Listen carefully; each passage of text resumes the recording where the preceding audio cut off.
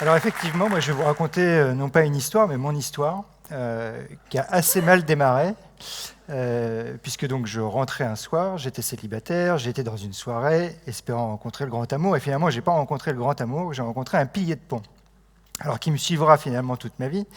Et donc en septembre 2011, j'ai donc rencontré ce fameux pilier de pont, et je me suis retrouvé 6 mois à l'hôpital, dont 3 mois complètement alité, où je ne pouvais pas du tout bouger.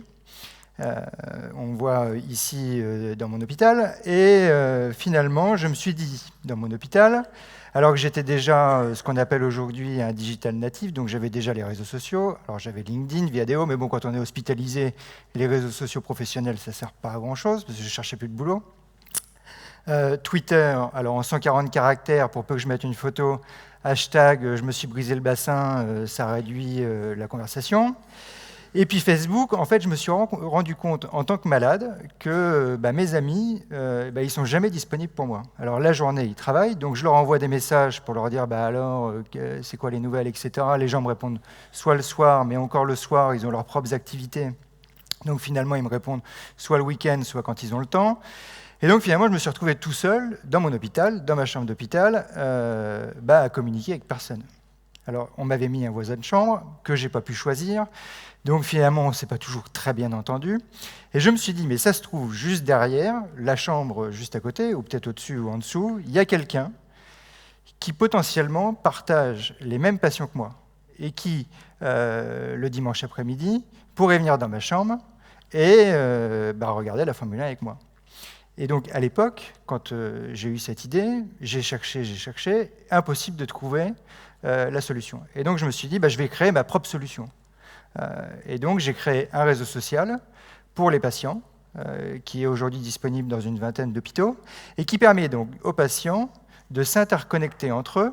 Alors, on me compare de temps en temps à un site de rencontre, de s'interconnecter entre eux en fonction de leur centre d'intérêt. C'est-à-dire que vous êtes fan de cinéma, et on va vous mettre en relation avec un autre fan de cinéma dans le même hôpital que vous.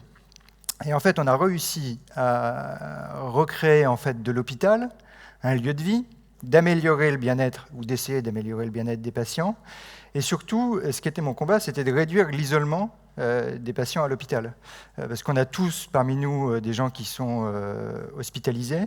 Et si vous leur posez la question, vous vous rendrez assez facilement compte que finalement, vous allez peu les voir, vous demandez peu des nouvelles, également par peur, parce que l'hôpital, c'est la santé, c'est la maladie, c'est la mort. On l'a vu précédemment, on nous parle de toutes les nanotechnologies, etc., qui vont nous découper dans tous les sens.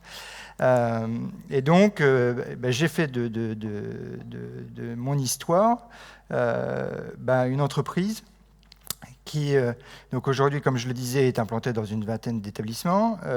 Au mois d'octobre, on arrivera à peu près à une cinquantaine d'hôpitaux, et on essaye ainsi comme ça d'améliorer le bien-être des patients, de se rapprocher des patients, et effectivement de décloisonner l'hôpital, et de faire de l'hôpital une vraie expérience de vie. Moi, j'ai rencontré plein de gens à l'hôpital, des gens fabuleux, mais il faut pouvoir, dans tous les cas, sortir de sa chambre, avoir la volonté d'aller les rencontrer, ce qui n'est pas toujours évident.